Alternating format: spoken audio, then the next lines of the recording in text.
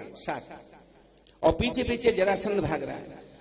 इसीलिए जो है भागे कि ये दुष्ट अगर इसकी हार हो गई तो ये ब्राह्मणों का वध कर देगा, इसलिए मुझे हार स्वीकार है पर ब्राह्मणों का वध स्वीकार नहीं है।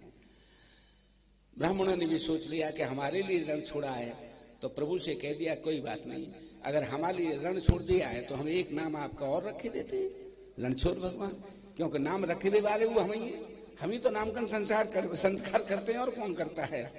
अरे रुकिए, ये आज देखिए, नहीं अच्छी बात है।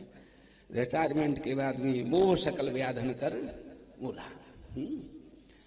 रिटायरमेंट के बाद भी कहीं रुकने की फुर्सत नहीं, तो ये जो है जब रिटायर नहीं हुए होंगे तो कहीं नहीं जा पाते होंगे, ये हमें दिखाई दे रहा है।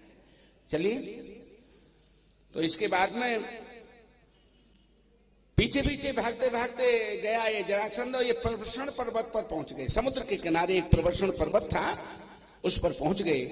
बहुत ढूंढा जरासंध ने, लेकिन नहीं मिले, तो उसी समय पर्वत में आग लगा दी और स्वतंत्र होकर के वहां से चला आया कि अब तो इसमें जल गए होंगे दोनों भैया।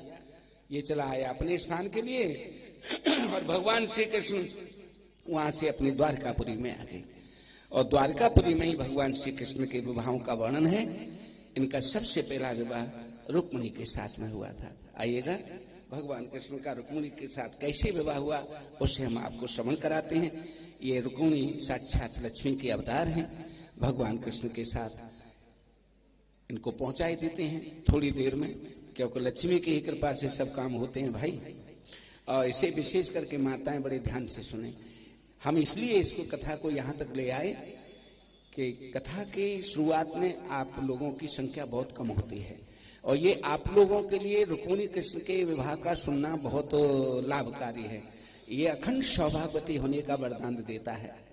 इसलिए रुक्मिणी कृष्ण विवाह को बड़े भाव से माताएं जरूर सुने, जैसे सदैव सौभाग्यवती होने का वरदान उनको प्राप्त होता रहे। आइए,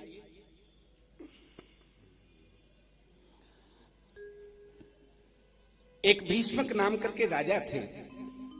राजा शीर भीष्मको नामे विदर्भादिपत्र महान, तस्या पंचा भवन पुत्रा कनिका च वरानन।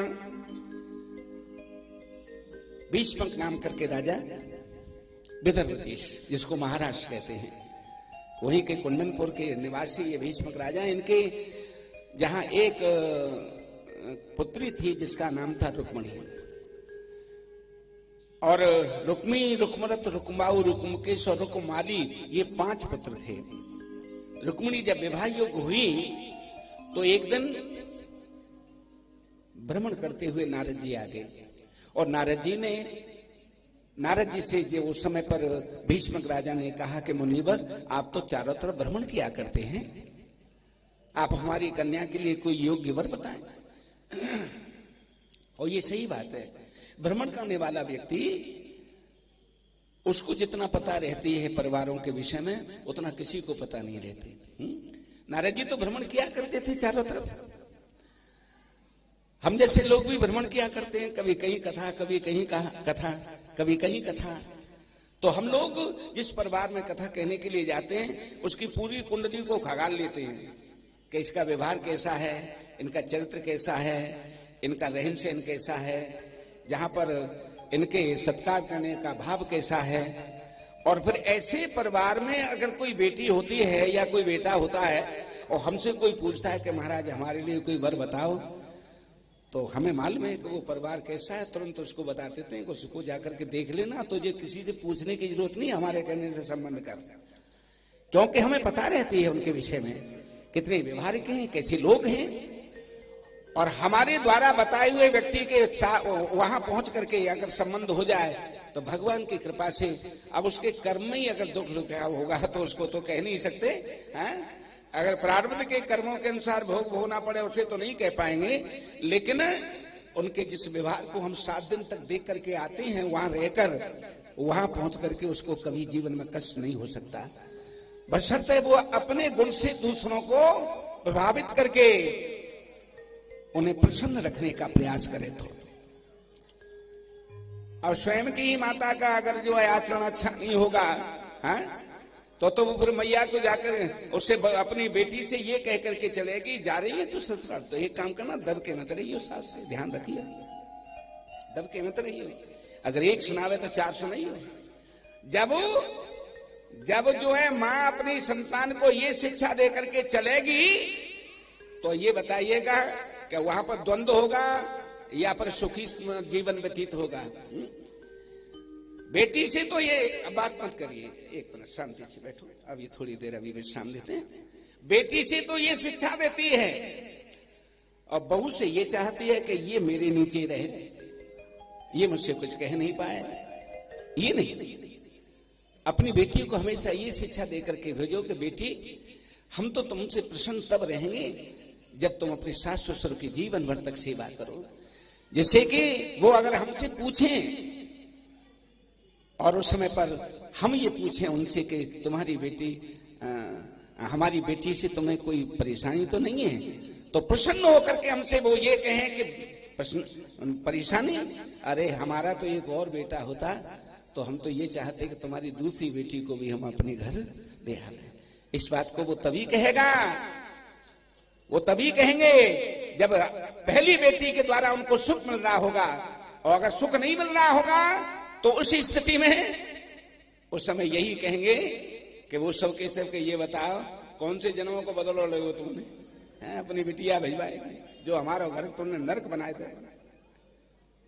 तो स्वयं का आचरण अच्छा होना चाहिए, खुद के आचरण को बढ़िया बनाओ, संतान अपने आप ही चरित्रवान बन जाएगा।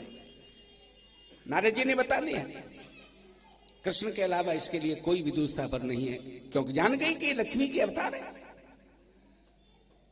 अपने बेटा रुक्मी से कहा और रुक्मी ने मना कर दिया, नहीं कृष्ण के साथ हम कैसे विवाह कर देंगे अपनी बहन का, वो कोई राजा थोड़ा ही है।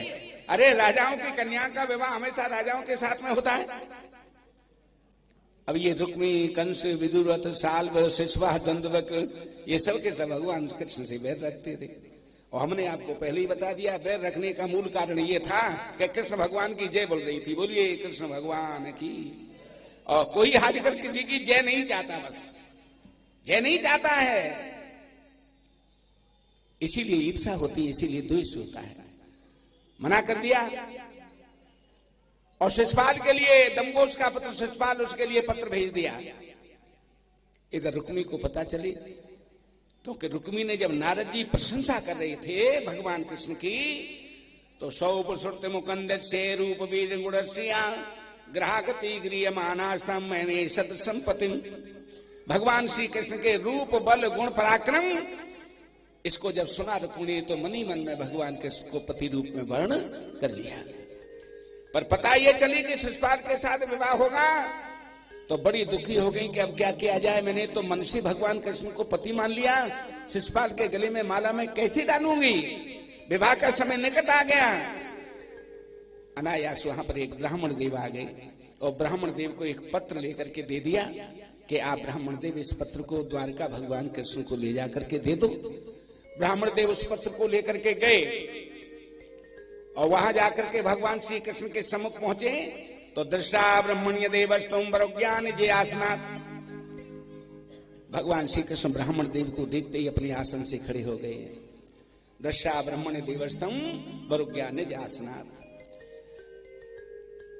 ये एक अच्छा व्यवहार दूसरों के प्रति, आदमी को ऐसा होना भी चाहिए। भगवान कृष्ण के चरित्र से शिक्षा लो।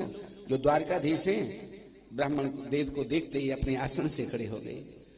आज व्यक्ति अपने दरवाजे पर बैठा रहे और कोई महापुरुष दरवाजे पे पहुंचे और फिर ये कहे लाला रे ये कुर्सी लेकर के आइयो, तो तुम्हारे आसन पे काहे गए भाई, तुम खड़े हो जाओ ना, अपने आसन पर उनको बैठा दो, अपने लिए दूसरी ले आओ। एक लक्षण है व्यक्ति का। ऐसे व्यक्ति की पहचान उसी से हो जाती है कि जो खड़ा नहीं हो रहा है, अभिवादन नहीं कर रहा है, आइए बराजिए। इस प्रकार का व्यवहार जब लोगों का होता है तब प्रशंसा करता है व्यक्ति बाहर जाकर के, हाँ वास्तव में परिवार बहुत अच्छा है। व्यक्ति सम्मान में खड़ा नहीं हो रहा है किसी के, वहीं पर बैठा हुआ है। भगवान कृष्ण के चरित्र को देखिए। दृष्टा ब्रह्मण्य देवस्तुम वरोज्ञा निज आसनात्। ब्राह्मण देव को देखते ही अपने आसन से खड़े हो गए कृष्ण भगवान। इसके बाद में उनको भोजनादि से निवृत्त करके सैया पर पौड़ाए और विश्राम कराए और तब पूछा भगवान श्री कृष्ण ने कि कहो विप्रवर आपका आगमन कैसे हुआ। ब्राह्मण देव ने कहा महाराज ये पत्र लेकर के आया हूं। पत्र को एकांत में पढ़ा और क्या लिखा हुआ था उसमें। रुक्मिणी लिखती हैं पत्र में, श्रुत्वा गुणान भवन सुंदर शृण्वताम तै निर्विशिकन विवरै हर्तुंगतापम रूपम दृशाद स्मता खलार्थलाभम त्वयच्चितावसित चित्रपत्रम में। हे त्रिलोकी में सुंदर, पहले ही शुरू में क्या लिखती हैं, हे त्रिलोकी में सुंदर। और बिल्कुल सही बात है, जिसे एक बार पति रूप में वर्ण कर लिया जाए, स्त्री के लिए अपने पति के बराबर सुंदर कोई दूसरा होना नहीं चाहिए। ये जीवन में धारणा बना करके चले, चाहे अपना पति कैसा भी है, वृद्ध रोग बस जलहीना अंध बधिर क्रोधियत दीना, वृद्ध हो, रोगी हो, लूला हो, लंगड़ा हो, बहरा हो, जड़ से हीन हो, कैसा भी हो, लेकिन स्त्री का कर्तव्य यह है कि अपना पति जैसा भी है उसे ही त्रिलोकी में सबसे सुंदर समझे कि मेरा पति त्रिलोकी में सबसे सुंदर है। ये श्रेष्ठ आचरण अपना बना करके जीवन में रखें, क्योंकि कृष्ण को पति रूप में वर्ण कर लिया था, इसीलिए रुक्मिणी कहती है त्रिलोकी में सुंदर। जब से आपके रूप बल गुण के विषय में मैंने सुना है, तब से मैंने आपको पति रूप में वर्ण कर लिया है। कहीं सिंह के भाग को श्यार नहीं ले जाए, कहीं सिंह के भाग को श्यार नहीं। श्यार कौन है, शिशुपाल, और सिंह कौन है, कृष्ण भगवान। आप मुझे अपनी शरण में लो, अगर आपने मुझे अपनी शरण में नहीं लिया तो ये रुक्मिणी महलों से गिर करके प्राण तो त्याग देगी, पर शिशुपाल के गले में माला नहीं डालेगी। ये पत्र जैसे ही पढ़ा, अपनी तैयारी की जाने की, बलभद्र जी को पता चली और बलभद्र जी भी सेना लेकर के चलती, दोनों भाई वहां से चल दिए। इधर शिशुपाल की बारात आ गई, सुंदर जन्माशो दियो। चिंतित है रुक्मिणी बेचारी कि शिशुपाल आएगा, लेकिन प्रभु नहीं आए। कभी महलों के ऊपर चढ़ती है, उस रास्ते की तरफ दृष्टि करती है जिस तरफ से रथ आना था, लेकिन कहीं भी धूल उड़ती हुई दिखाई नहीं दे रही। बहुत अधीर जब हो गई, बहुत अधीर हो गई। जब भक्त ज्यादा अधीर होता है तो शीघ्रता करते हैं भगवान। आगे ब्राह्मण दें और आकर के रुक्मिणी से कहा, रुक्मिणी कृष्ण भगवान आ गए। जैसे ये सुनाकर कृष्ण भगवान आ गए, रुक्मिणी को ऐसा प्रतीत भाव जैसे मृतक शरीर में जीव लौट करके आ गए हो। बड़ी प्रसन्न होकर के ब्राह्मण देव को आशीर्वाद देकर के विदा कर। बहुत है आशीर्वाद, अरे लक्ष्मी का तो आशीर्वाद ही बहुत है भाई। वो क्या देते हैं, जो स्वयं लक्ष्मी है। और आशीर्वाद देकर क्यों विदा किया, कुछ विद्वानों का ऐसा मत है कि ये जो ब्राह्मण पत्र लेके गया था यही सुदामा था, पर भगवान श्री कृष्ण उस समय पहचानने से इनकार। कहने का मतलब यह है कि चुपचाप बने रहे, उसे बिल्कुल टोका नहीं। और ये भी स्वाभिमान था, स्वाभिमानी ब्राह्मण था कि जब तू मुझको नाय पहचान रहे हो तो मैं भी तो को नाय बतावे हूं कि मैं सुदामा हूं। स्वाभिमानी ब्राह्मण था। अब भगवान कृष्ण ने तो इसलिए नहीं पहचाना क्योंकि कृष्ण जानते हैं कि मेरे पास में लक्ष्मी है नहीं, दूंगा क्या, मेरे पास में लक्ष्मी नहीं है तो मैं इसको क्या दूंगा। ये लौट करके जब जाएगा और लक्ष्मी आशीर्वाद देंगी तो वो मेरे हाथ को फिर रोक नहीं पाएंगे। लक्ष्मी मेरे स्थान पर आ जाएंगी और मैं इसको दूंगा तो फिर लक्ष्मी रोक नहीं पाएंगी। अगर रोकने का प्रयास करेंगी तो मैं कह दूंगा तुम नहीं तो आशीर्वाद दे हो, कैसे नहीं दूंगा। इसीलिए तो 2 लोक दे दिए थे, तब तक जो रोका नहीं था लक्ष्मी ने, वो तो 30 लोक पर इसलिए रोका था कि जब तीनों लोगों की संपत्ति चली जाएगी तो मैं कैसे तुम्हारे पास रहूंगी, मुझे भी जाना पड़ेगा। कम से कम आप अपने साथ रखने के लिए 1 लोक तो रख लो, 1 लोक तो बना रहे। खैर ब्राह्मण देव चले गए।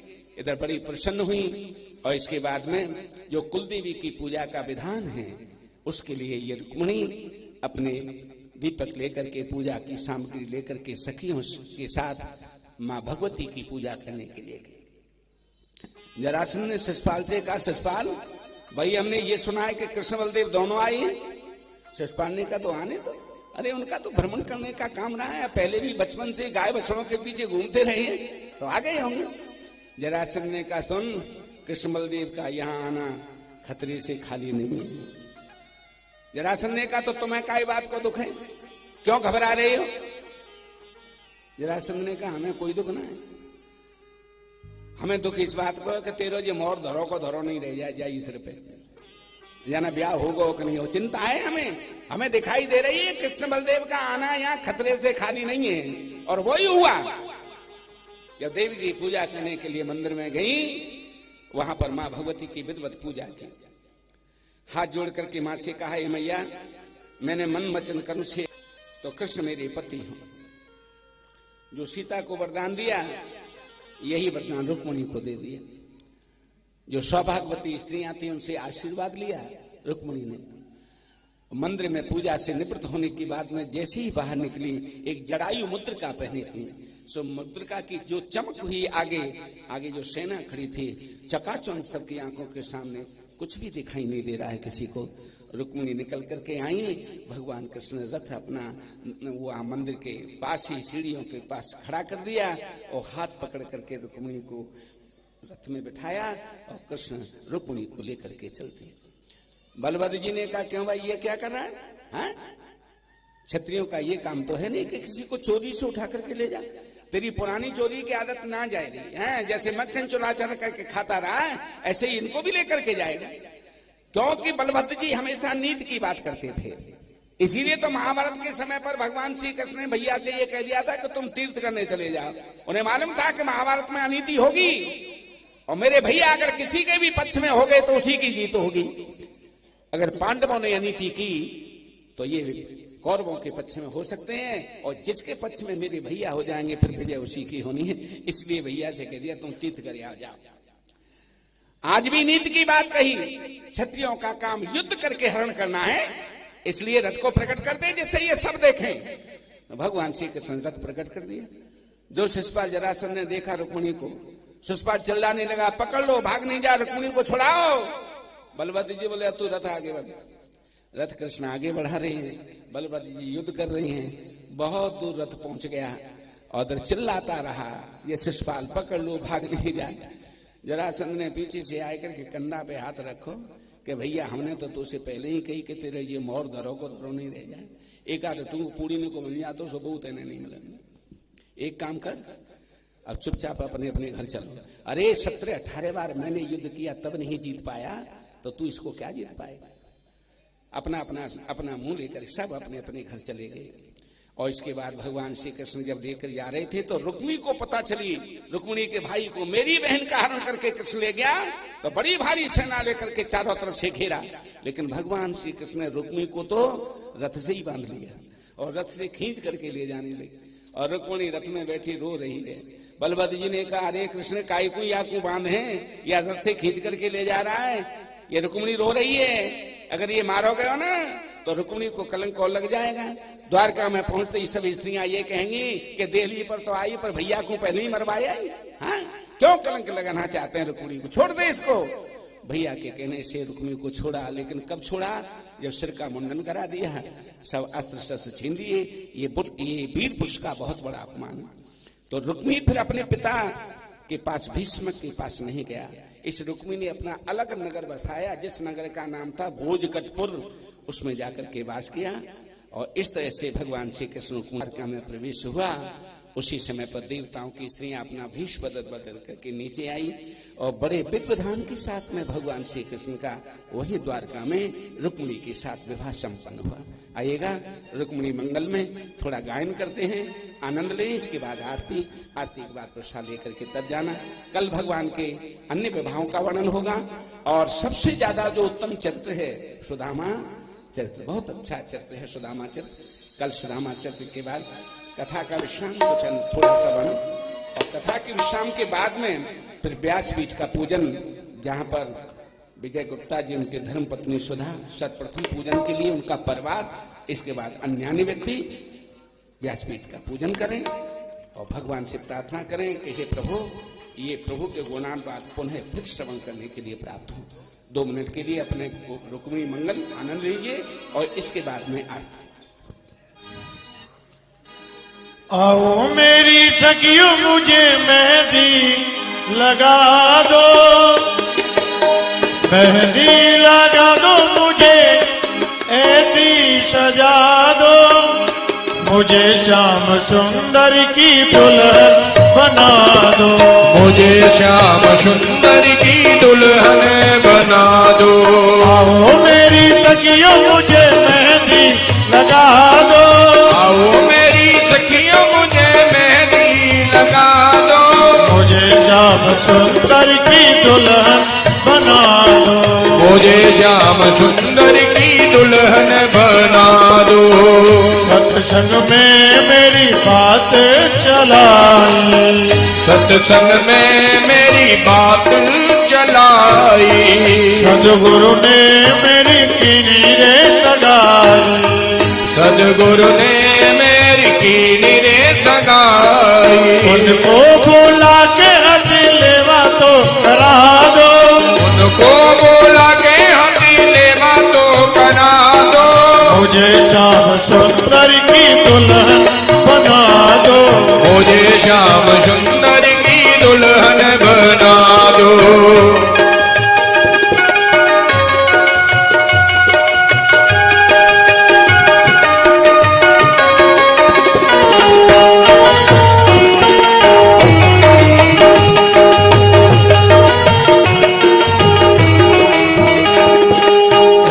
ओढ़ो चुंदरी जो रंगनाई छूटे, ऐसे ओढ़ो चुंदरी जो रंगनाई छूटे।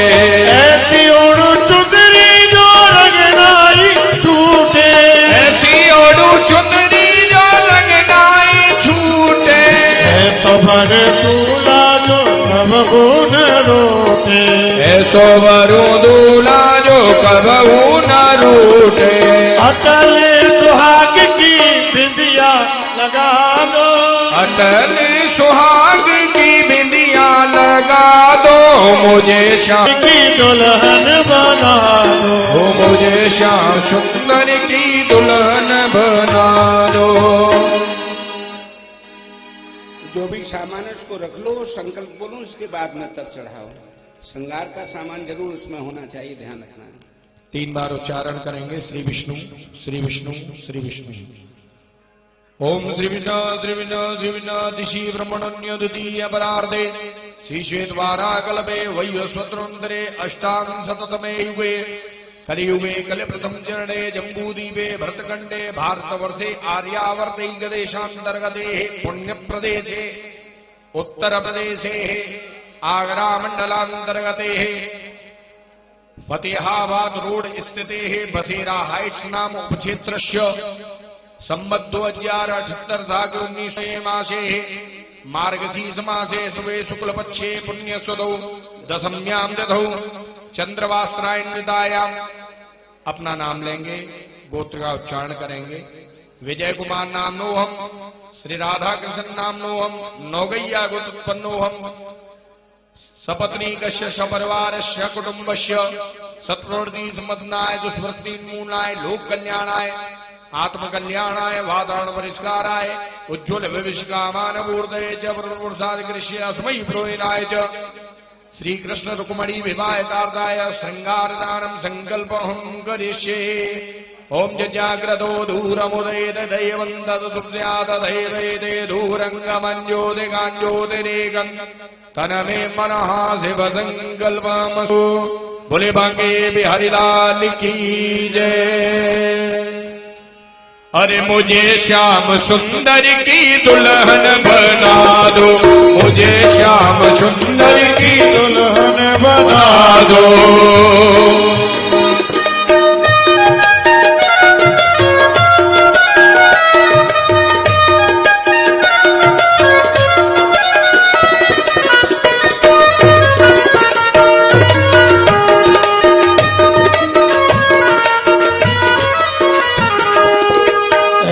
पहनो चूड़ी जो कबहू न टूटे, ऐसी पहनो चूड़ी जो कबहू न टूटे। ऐसी पहनो चूड़ी जो कबहू न टूटे, ऐसी पहनो चूड़ी जो कबहू न टूटे। प्रीत का धागा कबहू नहीं टूटे, प्रीत का धागा कबहू नहीं टूटे। आज मेरी मोतियों से मांग भरा दो, आज मेरी मोतियों से मांग भरा दो। मुझे श्याम सुंदर की दुल्हन बना दो, मुझे श्याम सुंदर की दुल्हन बना दो। आओ मेरी सखियों मुझे मेहंदी रचा दो, आओ मेरी सखियों मुझे मेहंदी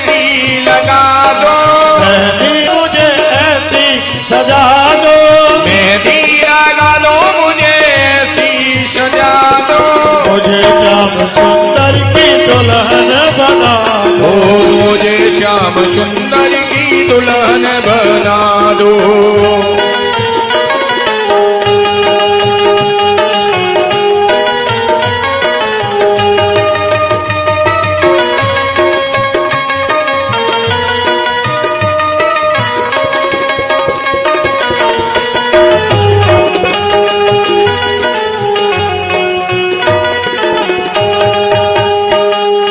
भक्ति का सुरमा मैं आंख में लगाऊंगी, भक्ति का सुरमा मैं आंख में लगाऊंगी, भक्ति का सुरमा मैं आंख में लगाऊंगी, भक्ति का सुरमा मैं आंख में लगाऊंगी, दुनिया को छोड़ के उन्हीं की हो जाऊंगी, दुनिया से नाता तोड़ उन्हीं की हो जाऊंगी।